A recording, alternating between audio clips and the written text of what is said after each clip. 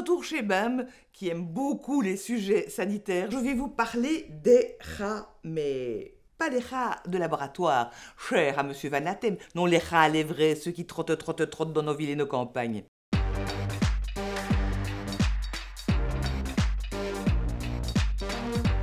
Paris a fait les gorges chaudes il y a peu. La ville lumière subit en effet une infestation de rats comme on n'en avait plus connu depuis très longtemps. Une élue a même décrété sans rire, Madame Duška Maković, qu'on n'allait plus parler de rats parce que c'est quand même assez négativement connoté. Non, on va plutôt parler de surmulots, c'est plus inclusif et c'est plus sympa. Mieux que ça encore, la ville de Paris donne des recommandations. Pour ne pas me tromper, je prends mon copion. Alors, je cite les recommandations de la ville de Paris sans rire. Il faut apprendre à lutter contre les préjugés pour aider les Parisiens à mieux cohabiter avec les rats. Eh bien, nous aurions tort de rire en Belgique parce que chez nous aussi, les rats commencent à pulluler de plus en plus.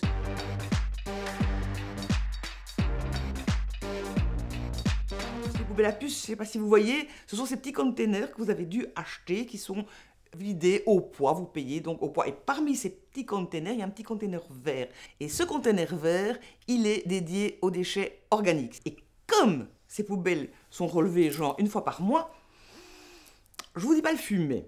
Mais il y a mieux, comme elles sont pas souvent relevées, c'est bourré d'asticots. Alors là, pour l'argent trotte menu, comme disait joliment La Fontaine, là c'est carrément 5 étoiles au Michelin.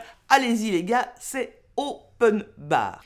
Cela dit, il y a peut-être une autre explication à aller chercher. Il faut revenir un petit peu en arrière et plus précisément au 1er janvier 2018. L'idée qu'ont eu les autorités belges, c'est de procéder à la stérilisation obligatoire de tous les chats au plus tard à 6 mois. Parce que les autorités belges se sont rendues compte que les chats se reproduisent. Ils ont découvert autre chose aussi avec leur grande perspicacité, c'est que les chats croquent les osios. La Ligue royale belge de protection des oiseaux a fait le calcul. Un chat croque en moyenne un oiseau et demi tous les 2 mois. Vous voyez le carnage. Bon, évidemment, les éoliennes font beaucoup plus de dégâts chez les piafs, mais chut.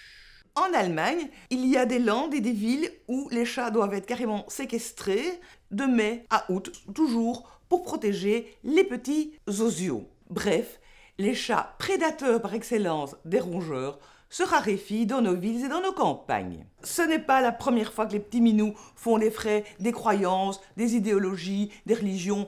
Au XIIIe siècle, le Vatican avait identifié les chats comme étant liés à la sorcellerie, d'ailleurs on faisait cramer les sorcières avec leurs chats, et également étaient considérés comme les messagers de Satan. C'est pas sympa pour les chats.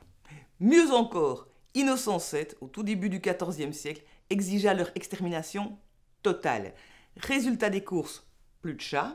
Les rats arrivent en masse du Proche-Orient, porteurs d'un certain bacille, en l'occurrence le bacille de la peste. De 1347 à 1351, la peste noire, la fameuse grande peste, la peste bubonique, va ravager l'Europe et va détruire plus de 40% de la population européenne. Actuellement, aucun scientifique nie que si on n'avait pas massacré les chats, l'Europe n'aurait jamais connu cette épidémie de peste. Mais l'homme n'apprend pas de son histoire, et certainement pas dans le domaine sanitaire. À mon avis, on a